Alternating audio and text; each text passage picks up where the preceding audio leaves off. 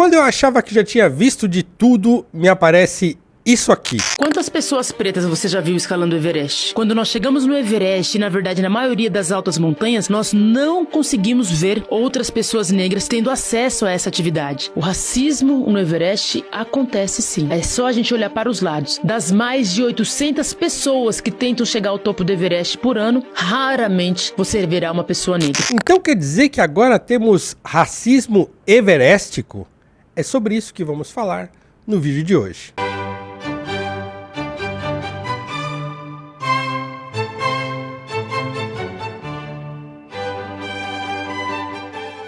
Pois bem, quem é essa mulher que falou isso que você acabou de ver? Provavelmente de um corte de um podcast, participação dela num podcast. Eu vou ler a descrição feita sobre ela num site que parece ser uma agência de turismo que patrocinou, ou ajudou a patrocinar a viagem dela ao Everest. Abre aspas. Aretha Duarte é montanhista, ativista ambiental e empreendedora social. Antes do topo do mundo, já esteve no Pequeno Alpamayo, na Bolívia, campo base do Everest, no Nepal, vulcões, no Equador, Kilimanjaro, na Tanzânia, Elbrus, na Rússia, Monte Roraima, na Venezuela e no topo do Aconcagua 5 vezes, que é na Argentina. Aretha sabe que seus sonhos são grandes, mas que a transformação que eles promovem é ainda maior. Fecha aspas. Parece que ela trabalhava com reciclável, tanto é que usam isso para falar da história dela de superação. Ela foi dos recicláveis ao Everest e tal. E parece que ela é também professora de educação física. Mas o fato é que ela é uma das 41 pessoas brasileiras a subir o Monte Everest. E esse número chama atenção, porque sabe quantas pessoas subiram o Monte Everest desde a primeira vez em 1953? 12.884 pessoas.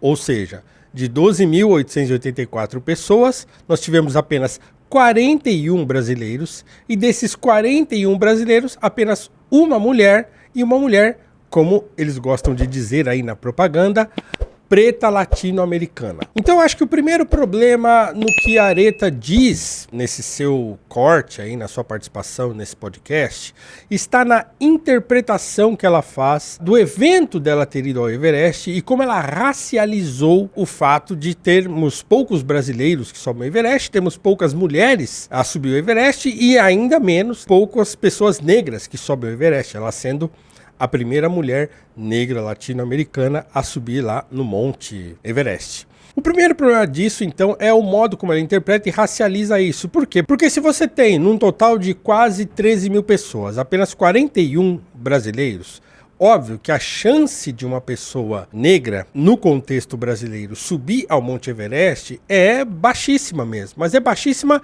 não exatamente porque essa pessoa é negra, mas mais especificamente porque essa pessoa é pobre e porque no Brasil, obviamente, a pobreza tem cor, né? Quem é o pobre brasileiro? O pobre brasileiro é o negro. O negro, se você pega a classificação do IBGE, que é a soma de pretos e pardos. Agora, mais um detalhe para a gente entender a dificuldade disso está nesse mesmo site que faz lá uma descrição da aventura de Aretha Duarte. Abre aspas. Aretha Duarte, mulher periférica de São Paulo, precisava de $67 mil para financiar sua expedição ao Everest e realizar um sonho. Tinha $0 e aproximadamente 1 ano para fazê-lo nas melhores condições climáticas. Ao coletar 500 quilos de recicláveis por dia, treinar exaustivamente, desenvolver sua marca pessoal e se conectar com mais de 7 patrocinadores, conseguiu vencer.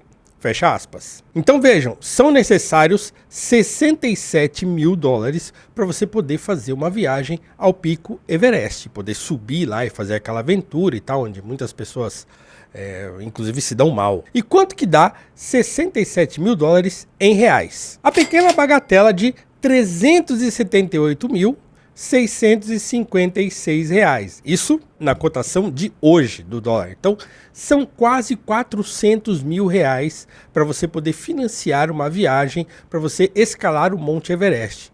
Então não é um problema só de ser uma pessoa negra, é o problema de você ser uma pessoa brasileira, o país em que a maioria da população do país ganha até 2 salários mínimos Então não faz sentido eu racializar uma circunstância tão extraordinária quanto subir ao Monte Everest, porque é muito difícil para qualquer pessoa subir ao Monte Everest. Para qualquer pessoa brasileira é ainda mais difícil.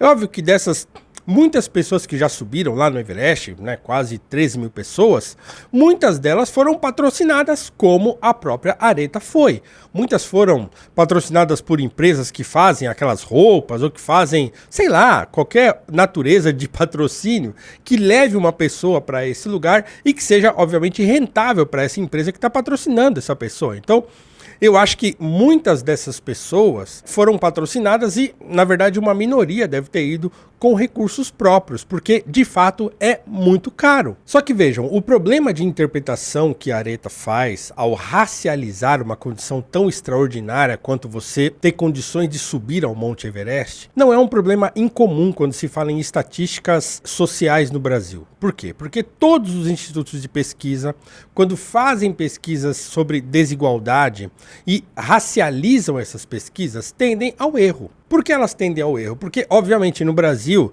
quando a gente pega essa classificação de negros, né, dentro da divisão étnica brasileira, você tem dentro dessa classificação a soma, como eu falei, entre pretos e pardos. O problema é que as pessoas pretas no Brasil são mais ou menos 9,5%, enquanto as pessoas pardas são quase 47%. Ou seja, nós temos uma discrepância muito grande entre a classificação de pretos e pardos que estão dentro desse componente que é chamado de negro.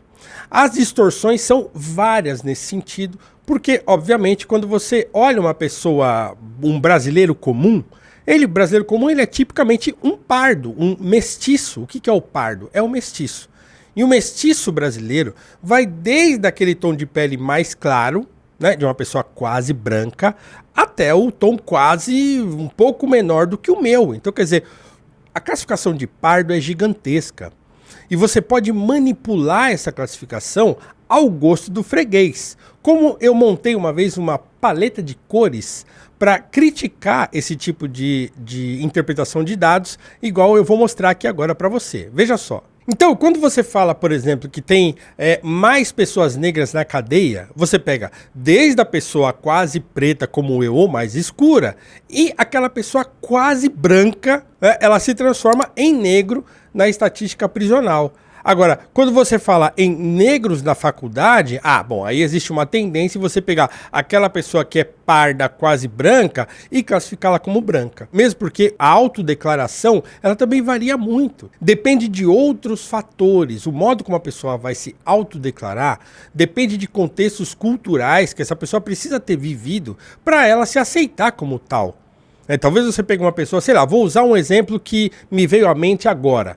Uma pessoa como o rapper Dexter. O rapper Dexter, ele passaria como uma pessoa branca. Se ele não se vestisse como ele se veste, se ele não cortasse o cabelo como ele corta, se ele não tivesse a postura que ele tem, se ele não falasse como ele fala, se ele fosse uma pessoa de um contexto completamente diferente. Imagine que ele tivesse nascido numa família rica e se comportasse de maneira completamente diferente, que tivesse o cabelo, sei lá, alisado, sei lá como, de qualquer maneira, e que se comportasse de maneira completamente diferente e frequentasse outros ambientes, facilmente uma pessoa com o tom de pele dele seria classificada como uma pessoa branca. E talvez até ele, num contexto completamente diferente, se classificasse como tal. Estou pegando ele de exemplo, mas nada contra ou a favor o Dexter, mas ele me veio à mente agora enquanto eu falava sobre isso. Então é óbvio que distorções são causadas por isso. Porque quando você trata de estatística de desigualdade, você tende a racializar, você não, mas os institutos de pesquisa e sobretudo aquelas entidades que se alimentam das pesquisas, as entidades de militância negra, dos movimentos negros todos, se alimentam dessas estatísticas e tendem a racializá-las em último grau para dizer, olha, o problema do Brasil é o racismo. Por quê? Porque você tem menos pessoas negras em posições de destaque, menos pessoas negras nos cargos de executivos dentro dos bancos. Então é óbvio, porque você pega A estatística racializa essa estatística e leva menos em consideração o aspecto socioeconômico desses números, que é o mais gritante. Vou dar um exemplo aqui, um exemplo de uma matéria que saiu na Folha de São Paulo há um tempo atrás, que pode me ajudar a esclarecer isso para você que está assistindo. Essa matéria é de 6 de janeiro de 2020 dizia o seguinte, abre aspas, racismo gera diferença salarial de 31% entre negros e brancos, diz pesquisa. E aí essa pesquisa vai dizer na sua descrição o seguinte, abre aspas de novo. A diferença salarial entre brancos e negros de 45%, de acordo com a PNAD, Pesquisa Nacional por Amostra de Domicílio de 2019, não pode ser atribuída apenas à falta de oportunidade de formação para pessoas negras. Segundo o cálculo do Instituto Locomotiva, a diferença salarial ainda é significativa, de 31% quando comparados os salários de brancos e negros com o ensino superior, isoladas todas as demais variáveis. Sobra apenas a cor de pele, abre aspas dentro das aspas. Trata-se de uma desigualdade persistente que só pode ser explicada pelo racismo estrutural. O quê? Por outro lado, ele se expressa no preconceito racial. Por outro, no maior capital social dos brancos. O famoso quem indica de um branco é outro branco que está em um cargo alto. Fecha aspas. Afirma Renato Meirelles, presidente do Locomotiva. Fecha aspas. Bom, o primeiro problema na interpretação desse presidente aí do Instituto Locomotiva, que foi quem fez a pesquisa, é, primeiro, o fato dele dizer que isso só pode ser explicado pelo racismo estrutural. Eu vou me abster de explicar de novo, porque eu acho que essa ideia de racismo estrutural é uma falácia completa. Você pode encontrar vídeos aqui nesse canal em que eu falo sobre isso. Então, esse é o primeiro problema. Então, você dizer que isso é uma petição de princípio, né? Do ponto de vista lógico de um raciocínio, isso é uma petição de princípio. Ele atribui ao racismo estrutural os números que ele encontrou na pesquisa dele e ele quer que todo mundo acredite nisso. Então ele fala, olha, só pode ser atribuído ao racismo estrutural e quer que eu acredite nisso. Eu não posso. Sobretudo porque o segundo erro dessa pesquisa é quando ele diz que ignoram todas as outras variáveis quando você fala sobre a formação dessas pessoas e a diferença salarial. Porque, veja só, no Brasil nós temos, sei lá, mais de 300 cursos superiores. Então, quando você fala ensino superior, você está falando do quê? Se você dividir essa coisa do ensino superior entre cada curso e você vê quantas pessoas negras tem em cada um desses cursos e quantas pessoas negras em cada um desses cursos estão empregadas e quanto cada um dessas pessoas negras empregadas em cada um desses cursos, né, ou que se formaram e cada um desses cursos estão trabalhando e recebem um salário X e comparar com as pessoas brancas na mesma posição, formação, idade, época. Qual é o resultado disso? Então, se você quiser levar a sério a racialização de números estatísticos, você precisa ir ao detalhe. O que essas pesquisas generalizantes não fazem. Então, você fala, curso superior. Ora, temos 300 cursos superiores. Se as pessoas negras escolhem, por uma outra série de fatores, cursos que pagam menos, óbvio, elas vão ganhar menos. Se elas escolhem menos medicina, por exemplo, por uma série de fatores, dentre eles a falta de condições financeiras para fazer um curso de medicina, elas vão optar por cursos que pagam menos. Elas vão optar por cursos que são mais fáceis de entrar, que a concorrência é menor, que o custo empreendido é menor, que o tempo empreendido é menor, uma vez que ainda muitas pessoas negras vão fazer faculdade depois já de adultas, às vezes depois de casadas, vão fazer faculdade à noite, particular, vão pagar um curso superior. Todas essas coisas devem ser levadas em consideração quando você fala de estatística racializada. Você não pode fazer uma generalização dessas, dizer assim, ganham menos que brancos quando tem curso superior, 30%, 31% a menos.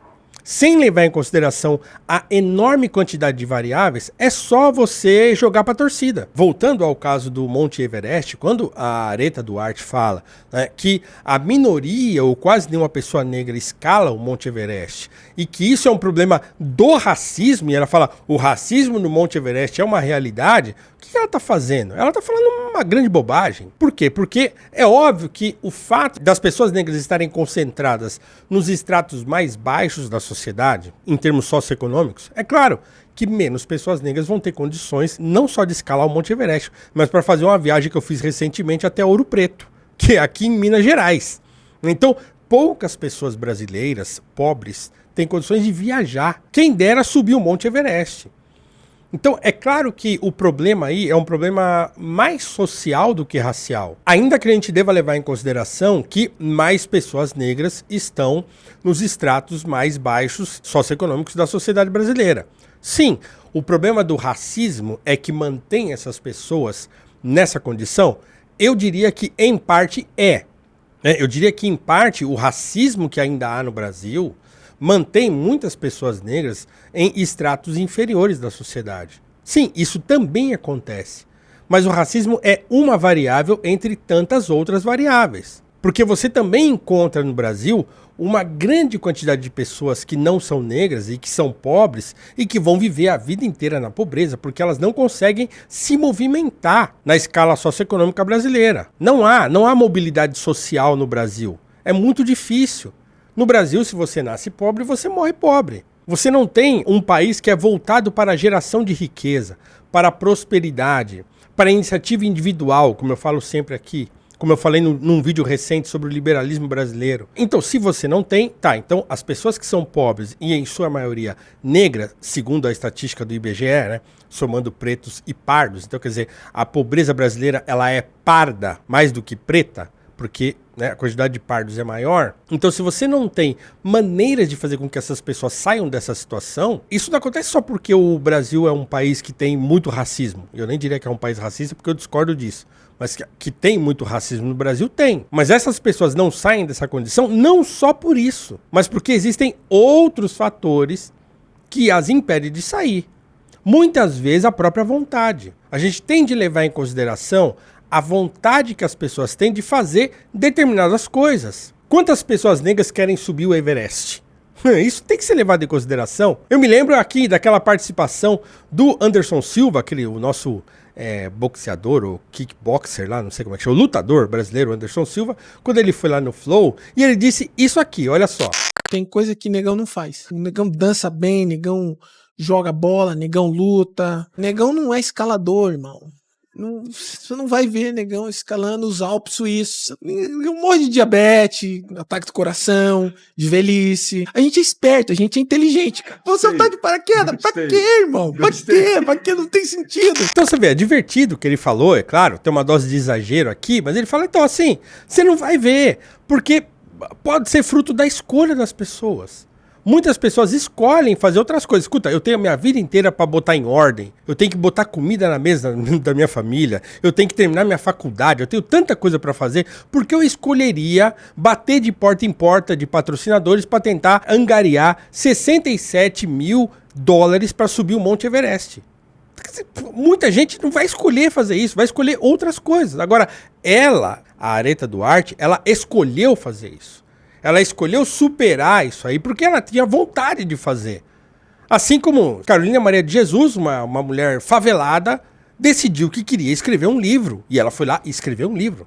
E lutou, e batalhou, e bateu de porta em porta, e fez e aconteceu, até conseguir publicar Quarto de Despejo. Então, muitas decisões e muitas coisas que as pessoas fazem em suas vidas dependem muito, eu diria assim, majoritariamente da vontade que elas têm de fazer. Agora, se vai dar certo, se elas vão conseguir e tal, aí depende de outros tantos fatores. Agora, a decisão pessoal é o primeiro passo. Quantas pessoas negras querem subir o Everest? Ela devia saber responder essa pergunta. Já que ela acha que o Everest é racista, ela devia falar, tantos tentaram e não conseguiram. Deveria trazer esse número. Só eu consegui, mas 150 pessoas tentaram e o racismo os impediu. Não, elas nem tentaram. Então, se elas nem tentaram, você nem sabe por que elas não tentaram. Pode ser porque ela se ache como uma pessoa negra incapaz? Pode. Pode ser que ela não queira? Pode. Pode ser que ela queira gastar o dinheiro dela com outra coisa? Pode.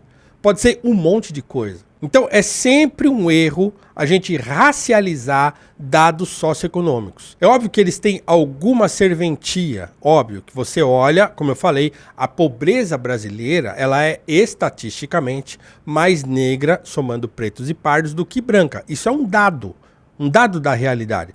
Você tem mais negros, somando pretos e pardos, dentro das prisões. Claro, se você tem a pobreza, se ela se concentra em maiores posições de vulnerabilidade, elas se concentram mais à mercê da sedução do crime. Então, obviamente, você vai ter mais dessas pessoas dentro dos presídios. Porque se você fizer isso, se você simplesmente racializar e dizer que essas pessoas elas vão para a criminalidade porque são negras, você vai cair naquele problema da racialização e da eugenia lá do século XIX. Em dizer que as pessoas negras escolhem o crime porque são negras. E não é verdade. Elas escolhem o crime porque elas estão vulneráveis. E aquilo que diz a música do Racionais, ele se espelha em quem tá mais perto. Se um moleque jovem tá lá no meio de uma favela, onde o rei da favela é o criminoso, é o dono da boca, então quer dizer, e ele não tem pai, ele não tem em quem se espelhar, ele não tem um modelo de virtude perto dele, a escola já não cumpre mais esse papel, obviamente que ele vai se espelhar naquela figura que é uma autoridade perto dele. Então é mais fácil ela se espelhar nessa figura do que em qualquer outra. Então é preciso a gente colocar a bola no chão quando vai falar em termos estatísticos e quando a gente vai tentar racializar dados socioeconômicos. Agora, você pode, obviamente, não cair nessa falácia toda se você estudar. Estudar é importante. E não é à toa que eu e meu amigo Ricardo Almeida estamos disponibilizando um curso de filosofia política, uma introdução à filosofia política com mais de 20 horas de conteúdo. A gente pegou desde os autores antigos até os autores modernos e contemporâneos, autores que morreram aí na década de 1980. Então, autores contemporâneos para falar num panorama geral sobre filosofia política para que você aprenda, inclusive, como funciona a política atual. Não há como compreender a política atual sem compreender as informações e as reflexões e aquilo que pensaram os grandes filósofos da política na história da humanidade. E esse curso, assim, ele tá num valor que existe até uma tendência das pessoas acharem que é ruim, porque é de tão barato que é. Esse curso está a bagatela de R$14,14 se você dividi-lo em 12 vezes. Então são 12 parcelas de R$14,14. Ou, se você quiser pagar à vista, você vai pagar R$168,80. É muito barato. Isso é mais barato do que uma pizza num lugar caro, tá? Então entre nesse curso, você tem aqui um link na descrição e um QR Code aqui na tela para você entrar nesse curso, fazer esse curso. São mais de 20 horas, como eu falei, aulas intercaladas minha e do professor Ricardo Almeida, que também é um professor de filosofia, para você entender não só a história da filosofia política, os grandes temas da filosofia política, mas também entender a política atual. Isso é fundamental, tá? E você vai ganhar de brinde se você entrar nas próximas 24 horas só, em que esse vídeo acabou de estrear. Então, a partir da estreia desse vídeo, nas próximas 24 horas, se você se inscrever nesse curso, você vai ganhar esse livro aqui, que é O Príncipe de Maquiavel. Maquiavel é um dos personagens tratados por nós no nosso curso de filosofia política. Você vai ver a aula e ainda vai poder ler o livro O Príncipe de Maquiavel. Só o custo desse livro aqui, o valor dele já dá, sei lá, metade do curso, tá? Então, vem que eu tô te esperando. Então, se eu pudesse deixar um recado à nossa querida Yareta Duarte, essa moça que merece todos os parabéns pelo esforço dela, por tudo que ela fez e pelo que ela conseguiu até agora, e espero que ela consiga muito mais, espero que ela ganhe muito dinheiro e que ela possa, inclusive, patrocinar a ida de outras pessoas negras lá ao Monte Everest e tudo mais. Eu desejo o melhor do mundo para ela. Desejo que ela consiga tudo que ela sonhou, que a história de superação dela, que é importantíssima, sirva de exemplo para outras pessoas periféricas, negras, que não têm dinheiro, que não têm onde cair mortas, mas que têm um sonho. Que a história dela, que serve tanto para tanta gente, serve inclusive para mim, que ela não deixe macular essa grande história dela com narrativas racialistas toscas. Falar isso é mascarar a realidade. Falar isso é tentar jogar para a torcida uma história de racismo que não existe no Brasil. A história de racismo que existe no Brasil é outra, é de outra natureza, é de outra ordem. E é muito mais complexa, intrincada e cheia de nuances que não são tão simples assim como jogar tudo na conta do racismo estrutural, como fez o Instituto Locomotiva com essa pesquisa que eu li para vocês aqui agora há pouco. Então, quer dizer, enquanto a gente não sair desse tipo de manipulação de estatística, que é aquilo, como diz o ditado, né? A estatística é a arte de torturar os números para que eles confessem. Enquanto os institutos de pesquisa e, sobretudo, os grupos militantes, né? Os grupos de movimentos negros e tal, não pararem de manipular a estatística para alcançar os seus objetivos, que são muito pessoais, que existe uma indústria de manipulação estatística que recebe dinheiro de fundações internacionais o ano inteiro, milhões de reais são irrigados aqui para o Brasil, de fundações internacionais para ficar alimentando estatísticas apocalípticas sobre o Brasil e sobre dados socioeconômicos brasileiros, sobre a desigualdade no Brasil, enquanto a gente não parar com isso, é óbvio que parar com isso significa não receber esse dinheiro, e muitos desses institutos, dessas ONGs, desses grupos militantes simplesmente vão desaparecer sem essa grana internacional, posso até falar mais sobre isso no futuro, né? A gente não vai sair desse tipo de fantasia racialista brasileira que, em vez de nos ajudar, só nos atrapalha. Então deixa aqui seu comentário, se você gostou, se você não gostou, se você concorda, se você discorda, se você acha que existe racismo everéstico, e a gente se encontra no próximo vídeo. Um abraço e até mais.